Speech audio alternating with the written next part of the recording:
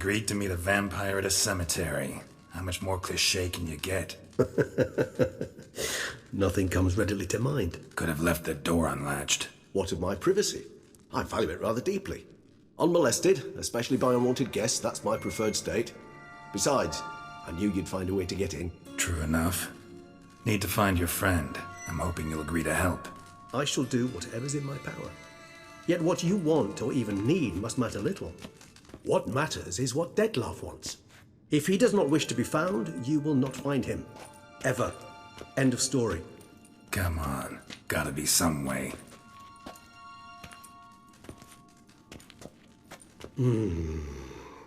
Vampires can evade detection by the senses, and no divination magic works on us. Even the most precise megascope would be useless. And this? Could this help? Wherever did you get that? Off one of the beast's victims, found by a bend in the river. Body was chopped in pieces. 3 of those pieces were hands. Hand with the ring seemed the odd one out. Abruxa had taken an interest in it.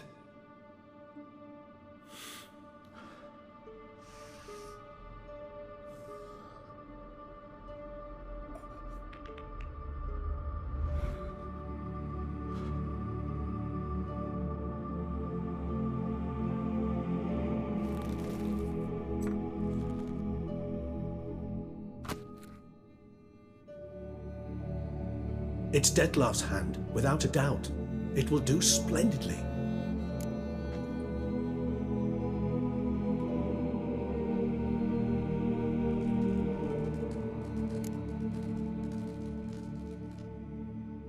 Ring's pretty intriguing.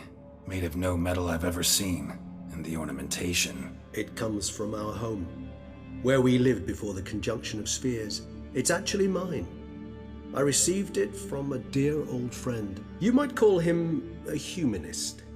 He saw us vampires as guests here, guests who owe their hosts, meaning you humans and the elder races, respect. Respect?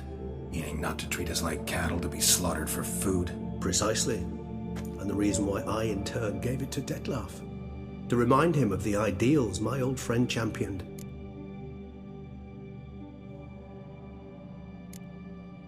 Can't you just summon Dettlaff? You're both higher vampires, there's gotta be a way. If I'm to be entirely candid, there is indeed one.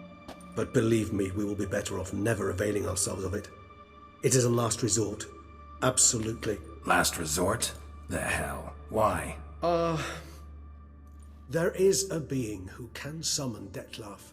Possesses the authority, even the power, to force him to appear in a given place. But the very act of contacting this being, well, it's akin to walking a slack line extended over a chasm filled with molten lava. An exercise as perilous to me as it would be to you. A risk I'm unwilling to take. I beg you, let's do it my way. It will be both quicker and easier. The hand. What do you plan to do with it? You've heard of Kovinaris' theory of tissue memory retention. Rings a distant bell. Read about it in Alchemia Oblitera. There's a copy of Kermoran, tattered, nearly disintegrated. But if memory serves, Kovinaris never managed to prove it worked. He did prove it, just never managed to publish his findings. He and I corresponded, you see, after we became friends. Thus, I know he completed his research and performed the first tests. It's complicated, so without delving into details, it is possible to use any piece of tissue to reconstruct what a whole body experienced. How's it work? We need any special equipment? We must brew a decoction which Kovinaris gave a rather poetic name, resonance. Once imbibed, it sends one into a trance similar to that induced by narcotics. This triggers visions of events linked to strong emotions experienced by the tissue's owner.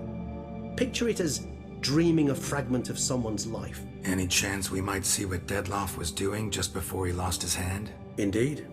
Though I also hope resonance will reveal the location of Dettlaff's hideout.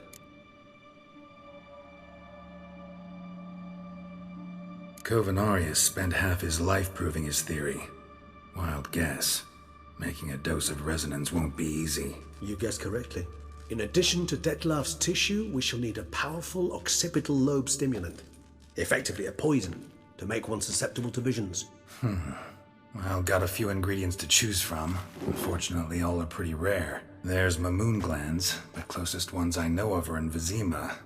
A spotted white saliva would also serve, but they were culled to extinction over a century ago.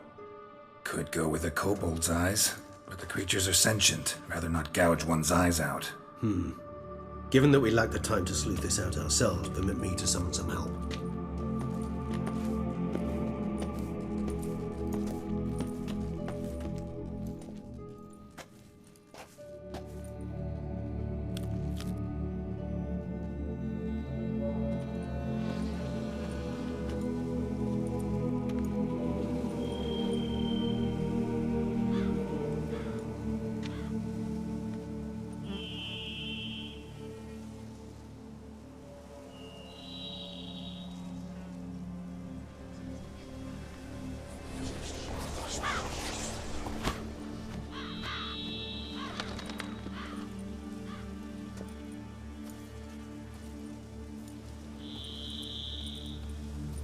What was that? A raven? Rather a common sight at this latitude. Very intelligent fowl. I asked him to look for the creatures you mentioned. Him and his brethren. Perhaps they'll find one in the area, and I would hazard that a flock of ravens will spy any said creature faster than a solitary witcher would. With all due respect to your skills, my friend. It will take them some time, nonetheless. So, perhaps you'd care for a snifter of Mandrake. Rarely say no to a snifter. Sadly, this is but a weak infusion rather than a proper distillate. Even better. I remember your Mandrake hooch. Made people say things they'd have rather kept to themselves. Now, what could Geralt of Rivia prefer to keep to himself?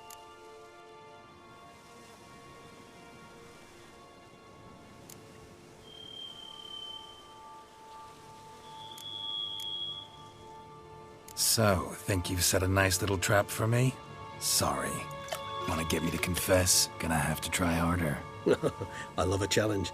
In that case, my ears are cocked. What must I do? How about you get the ball rolling? Reveal one of your secrets. Vampires, intriguing creatures, must lead fascinating lives. Anything in particular interest you?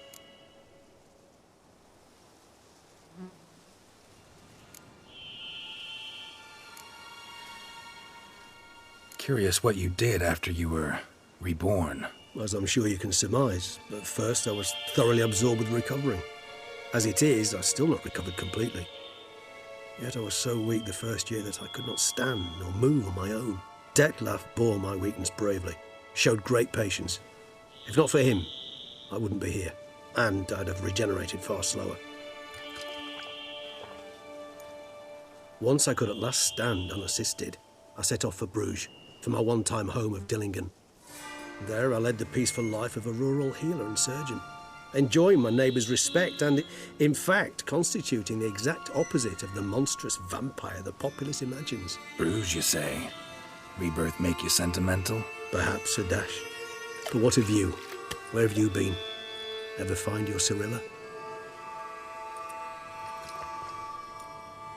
Back then, yeah. But we parted again soon after. And when the time was ripe, she came back, defeated the Wild Hunt together.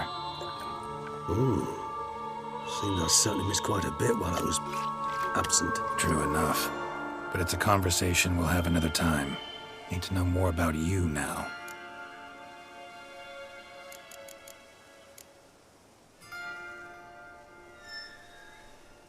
Gotta ask you the big question. One everyone wonders about. What happens after death? You wish me to tell you if the human belief in the gods is well-founded? Well, that I do not know. We vampires differ exceedingly from you humans. Our matter, that of which we are composed, can exist without form. We require neither a heart, nor a brain, nor air to breathe. But were you dead? As humans understand death, yes. Feel anything? Understand anything? It's rather hard to explain. I felt something very unsettling. Something I cannot even name, for I did no reasoning. Only after rebirth did I begin to understand that what I had felt was cold and unimaginable fear. If not for Detlef, I might have drowned in an eternity of icy terror. Can't have been alive then. Sheesh, experience like that must be vicious. Indeed, it's hard to compare to anything I know. Yet you are aware we don't see death as you do. The way you cling to life, we find it entirely peculiar. You are mortals, ergo it's a foregone conclusion. You will die. It's but a question of time. Thus, I often find myself wondering why you try so very hard. To die at 20 years, 40, even 100, what's the difference? They're all but the blink of an eye. Depends on your point of view. Man who's got 1,000,000 crowns to spend can't possibly understand one who's only got 20. Very true. One's outlook can indeed change much.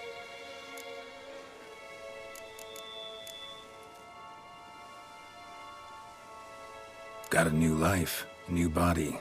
That give you a new start? Blank slate? Starting all anew is a very broad concept. What exactly do you mean? Your blood addiction, say. Wondering if your body's the same, if it still remembers. Maybe if you drank now, you wouldn't get hooked. All addictions are a form of slavery.